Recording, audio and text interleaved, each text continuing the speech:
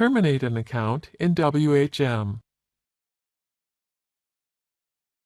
This demo assumes you've already logged into WebHost Manager.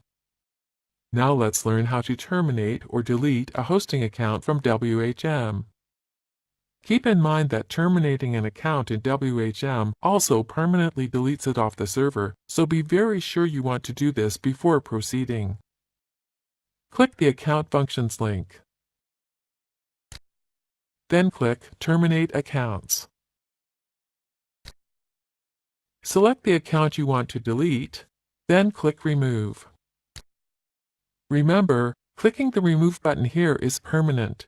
You will only be able to get the account afterwards if there is a backup of it on the server or if you've backed it up yourself somewhere else. Click the Yes, Remove this account button to confirm. That's it. The account has been deleted from WHM and the server. Now go to the Account Information menu in the left side panel. Click the List Accounts link.